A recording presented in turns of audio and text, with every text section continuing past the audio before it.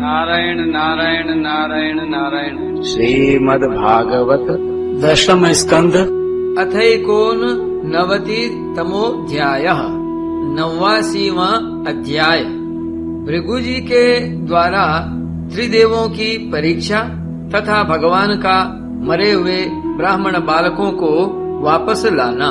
श्री शुकदेव जी कहते हैं, परीक्षित, एक बार सरस्वती नदी के पावन तट पर यज्ञ प्रारंभ करने के लिए बड़े बड़े ऋषि मुनि एकत्र होकर बैठे। उन लोगों में इस विषय पर वाद विवाद चला कि ब्रह्मा, शिव और विष्णु में सबसे बड़ा कौन है। परीक्षित, उन लोगों ने यह बात जानने के लिए ब्रह्मा, विष्णु और शिव की परीक्षा लेने के उद्देश्य से ब्रह्मा के पुत्र भृगु जी को उनके पास भेजा। महर्षि भृगु सबसे पहले ब्रह्मा जी की सभा में गए। उन्होंने ब्रह्मा जी के धैर्य आदि की परीक्षा करने के लिए न उन्हें नमस्कार किया और न तो उनकी स्तुति ही की। इस पर ऐसा मालूम हुआ कि ब्रह्मा जी अपने तेज से दहक रहे हैं। उन्हें क्रोध आ गया, परंतु जब समर्थ ब्रह्मा जी ने देखा कि यह तो मेरा पुत्र ही है, तब अपने मन में उठे हुए क्रोध को भीतर ही भीतर विवेक बुद्धि से दबा लिया। ठीक वैसे ही जैसे कोई अरणि मंथन से उत्पन्न अग्नि को जल से बुझा दे। वहां से महर्षि भृगु कैलाश में गए। देवादिदेव भगवान शंकर ने जब देखा कि मेरे भाई भृगु जी आए हैं, तब उन्होंने बड़े आनंद से खड़े होकर उनका आलिंगन करने के लिए भुजाएं फैला दी। परंतु महर्षि भृगु ने उनसे आलिंगन करना स्वीकार न किया और कहा, तुम लोक और वेद की मर्यादा का उल्लंघन करते हो, इसलिए मैं तुमसे नहीं मिलता। भृगु जी की यह बात सुनकर भगवान शंकर क्रोध के मारे तिलमिला उठे। उनकी आंखें चढ़ गईं। उन्होंने त्रिशूल उठाकर महर्षि भृगु को मारना चाहा, परंतु उसी समय भगवती सती ने उनके चरणों पर गिरकर बहुत अनुनय विनय की और किसी प्रकार उनका क्रोध शांत किया। अब महर्षि भृगु जी भगवान विष्णु के निवास स्थान वैकुंठ में गए। उस समय भगवान विष्णु लक्ष्मी जी की गोद में अपना सिर रखकर लेटे हुए थे। भृगु जी ने जाकर उनके वक्षस्थल पर एक लात कस कर जमा दी। भक्तवत्सल भगवान विष्णु लक्ष्मी जी के साथ उठ बैठे और झटपट अपनी शैया से नीचे उतरकर मुनि को सिर झुकाया, प्रणाम किया। भगवान ने कहा, ब्राह्मण, आपका स्वागत है। आप भले पधारे। इस आसन पर बैठकर कुछ क्षण विश्राम कीजिए। प्रभु, मुझे आपके शुभागमन का पता न था, इसी से मैं आपकी अगवानी न कर सका। मेरा अपराध क्षमा कीजिए। महामुने, आपके चरण कमल अत्यंत कोमल हैं। यूं कहकर भृगु जी के चरणों को भगवान अपने हाथों से सहलाने लगे और बोले, महर्षि, आपके चरणों का जल तीर्थों को भी तीर्थ बनाने वाला है। आप उससे वैकुंठ लोक, मुझे और मेरे अंदर रहने वाले लोकपालों को पवित्र कीजिए। भगवान, आपके चरण कमलों के स्पर्श से मेरे सारे पाप धुल गए। आज मैं लक्ष्मी का एकमात्र आश्रय हो गया। अब आपके चरणों से चिह्नित मेरे वक्ष स्थल पर लक्ष्मी सदा सर्वदा निवास करेंगी। श्री सुखदेव जी कहते हैं, जब भगवान ने अत्यंत गंभीर वाणी से इस प्रकार कहा, तब भृगु जी परम सुखी और तृप्त हो गए। भक्ति के उद्रेक से उनका गला भर आया, आंखों में आंसू छलक आए और चुप हो गए। परीक्षित, भृगु जी वहां से लौटकर ब्रह्मवादी मुनियों के सत्संग में आए और उन्हें ब्रह्मा, शिव और विष्णु भगवान के यहाँ जो कुछ अनुभव हुआ था वह सब कह सुनाया। भृगु जी का अनुभव सुनकर सभी ऋषि मुनियों को बड़ा विस्मय हुआ। उनका संदेह दूर हो गया तब से वे भगवान विष्णु को ही सर्वश्रेष्ठ मानने लगे, क्योंकि वे ही शांति और अभय के उद्गम स्थान हैं। भगवान विष्णु से ही साक्षात धर्म, ज्ञान, वैराग्य, 8 प्रकार के ऐश्वर्य और चित्त को शुद्ध करने वाला यश प्राप्त होता है। शांत, समचित्त, अकिंचन और सबको अभय देने वाले साधु मुनियों की वे ही एकमात्र परम गति हैं, ऐसा सारे शास्त्र कहते हैं।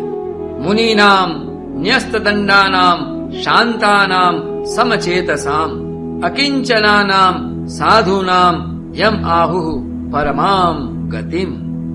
उनकी प्रिय मूर्ति है सत्व और इष्ट देव है ब्राह्मण। निष्काम, शांत और निपुण बुद्धि, विवेक संपन्न पुरुष उनका भजन करते हैं। भगवान की गुणमयी माया ने राक्षस, असुर और देवता उनकी ये 3 मूर्तियां बना दी हैं। इनमें सत्वमयी देव मूर्ति ही उनकी प्राप्ति का साधन है। वे स्वयं ही समस्त पुरुषार्थ स्वरूप हैं। सत्वम तत्तीर्थ साधनम।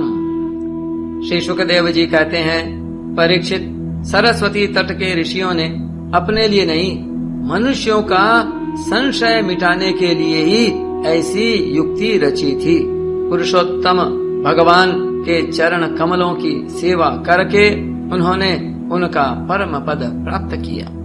सूत जी कहते हैं, शौनकादि ऋषियों, भगवान पुरुषोत्तम की यह कमनीय कीर्ति कथा जन्म मृत्यु रूप संसार के भय को मिटाने वाली है।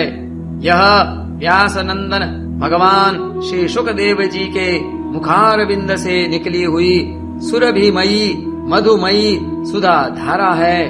इस संसार के लंबे पथ का जो बटोही अपने कानों के दोनों से इसका निरंतर पान करता रहता है, उसकी सारी थकावट जो जगत में इधर उधर भटकने से होती है दूर हो जाती है।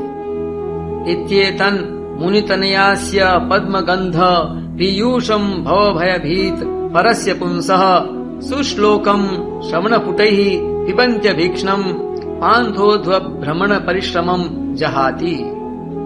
श्री शुकदेव जी कहते हैं, परीक्षित, एक दिन की बात है, द्वारकापुरी में किसी ब्राह्मण के गर्भ से एक पुत्र पैदा हुआ, परंतु वह उसी समय पृथ्वी का स्पर्श होते ही मर गया।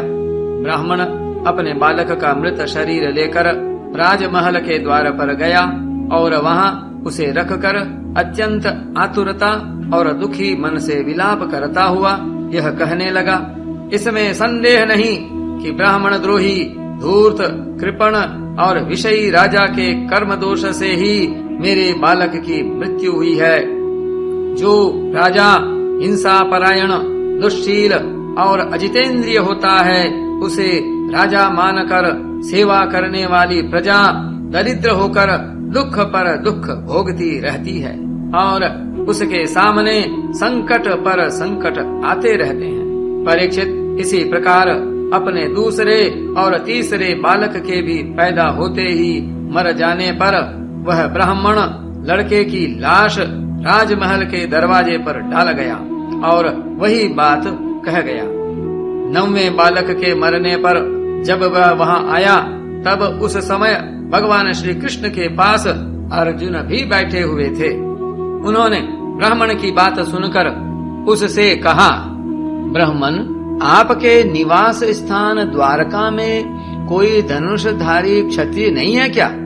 मालूम होता है कि ये यदुवंशी ब्राह्मण हैं और प्रजा पालन का परित्याग करके किसी यज्ञ में बैठे हुए हैं। जिनके राज्य में धन, स्त्री अथवा पुत्रों से युक्त होकर ब्राह्मण दुखी होते हैं, वे क्षत्रिय नहीं हैं। क्षत्रिय के वेश में पेट पालने वाले नट हैं, उनका जीवन व्यर्थ है। धन दारात्मजा वृक्ता यत्र शोचन्ति ब्राह्मणाः ते वै राजन्य वेशेन नटा जीवन्त्य सुंभरः।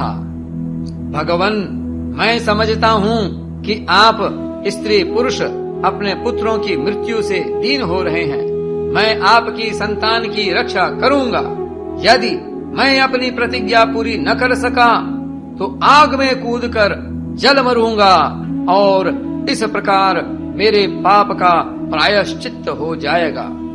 ब्राह्मण ने कहा, अर्जुन, यहाँ बलराम जी, भगवान श्री कृष्ण, धनुर्धर शिरोमणि प्रद्युम्न, अद्वितीय योद्धा अनिरुद्ध भी जब मेरे बालकों की रक्षा करने में समर्थ नहीं है, इन जगदीश्वरों के लिए भी यह काम कठिन हो रहा है, तब तुम इसे कैसे करना चाहते हो? सचमुच यह तुम्हारी मूर्खता है। हम तुम्हारी इस बात पर बिल्कुल विश्वास नहीं करते। अर्जुन ने कहा, ब्राह्मण, मैं बलराम, श्री कृष्ण अथवा प्रद्युम्न नहीं हूँ। मैं हूँ अर्जुन, जिसका गांडीव नामक धनुष विश्व विख्यात है। ब्राह्मण देवता, आप मेरे बल पौरुष का तिरस्कार मत कीजिए। आप जानते नहीं, मैं अपने पराक्रम से भगवान शंकर को संतुष्ट कर चुका हूँ। भगवान, मैं आपसे अधिक क्या कहूँ? मैं युद्ध में साक्षात मृत्यु को भी जीत कर आपकी संतान ला दूंगा। परीक्षित, जब अर्जुन ने उस ब्राह्मण को इस प्रकार विश्वास दिलाया, तब वह लोगों से उनके बल पौरुष का बखान करता हुआ बड़ी प्रसन्नता से अपने घर लौट गया। प्रसव का समय निकट आने पर ब्राह्मण आतुर होकर अर्जुन के पास आया और कहने लगा, इस बार तुम मेरे बच्चे को मृत्यु से बचा लो। यह सुनकर अर्जुन ने शुद्ध जल से आचमन किया तथा भगवान शंकर को नमस्कार किया।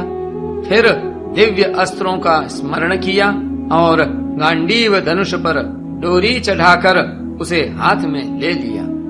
अर्जुन ने बाणों को अनेक प्रकार के अस्त्र मंत्रों से अभिमंत्रित करके प्रसव गृह को चारों ओर से घेर दिया। इस प्रकार उन्होंने सूतिका गृह के ऊपर नीचे अगल बगल बाणों का एक पिंजड़ा सा बना दिया। इसके बाद ब्राह्मणी के गर्भ से एक शिशु पैदा हुआ जो बार बार रो रहा था, परंतु देखते ही देखते वह सशरीर आकाश में अंतर ध्यान हो गया। अब वह ब्राह्मण भगवान श्री कृष्ण के सामने ही अर्जुन की निंदा करने लगा। वह बोला, मेरी मूर्खता तो देखो, मैंने इस नपुंसक की डींग भरी बातों पर विश्वास कर लिया। भला जिसे प्रद्युम्न, अनिरुद्ध, यहाँ तक कि बलराम और भगवान श्री कृष्ण भी न बचा सके, उसकी रक्षा करने में और कौन समर्थ है? मिथ्यावादी अर्जुन को धिक्कार है। अपने मुंह अपनी बड़ाई करने वाले अर्जुन के धनुष को धिक्कार है। इसकी दुर्बुद्धि तो देखो। यह मूढ़ता वश उस बालक को लौटा लाना चाहता है जिसे प्रारब्ध ने हमसे अलग कर दिया है। जब वह ब्राह्मण इस प्रकार उन्हें भला बुरा कहने लगा, तब अर्जुन योग बल से तत्काल संयमनी पुरी में गए, जहाँ भगवान यमराज निवास करते हैं। वहाँ उन्हें ब्राह्मण का बालक नहीं मिला।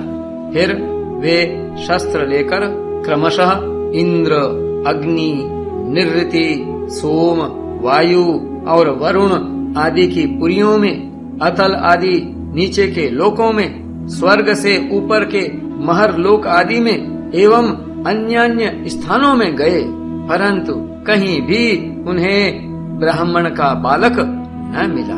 उनकी प्रतिज्ञा पूरी न हो सकी। अब उन्होंने अग्नि में प्रवेश करने का विचार किया, परंतु भगवान श्री कृष्ण ने उन्हें ऐसा करने से रोकते हुए कहा, भाई अर्जुन, तुम अपने आप अपना तिरस्कार मत करो।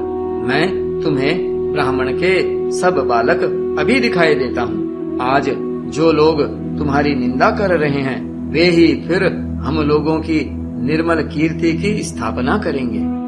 सर्वशक्तिमान भगवान श्री कृष्ण इस प्रकार समझा बुझाकर अर्जुन के साथ अपने दिव्य रथ पर सवार हुए और पश्चिम दिशा को प्रस्थान किया। उन्होंने 7 पर्वतों वाले 7 द्वीप, 7 समुद्र और लोकालोक पर्वत को लांग कर घोर अंधकार में प्रवेश किया। परीक्षित, वह अंधकार इतना घोर था कि उसमें शैव्य, सुग्रीव, मेघपुष्प और बलाहक नाम के 4 घोड़े अपना मार्ग भूल कर इधर उधर भटकने लगे। उन्हें कुछ सूझता ही न था। योगेश्वरों के भी परमेश्वर भगवान श्री कृष्ण ने घोड़ों की यह दशा देखकर अपने सहस्र सहस्र सूर्यों के समान तेजस्वी चक्र को आगे चलने की आज्ञा दी।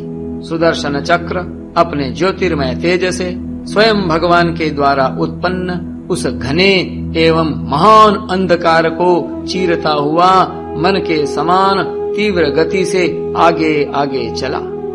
उस समय वह ऐसा जान पड़ता था मानो भगवान राम का बाण धनुष से छूटकर राक्षसों की सेना में प्रवेश कर रहा हो।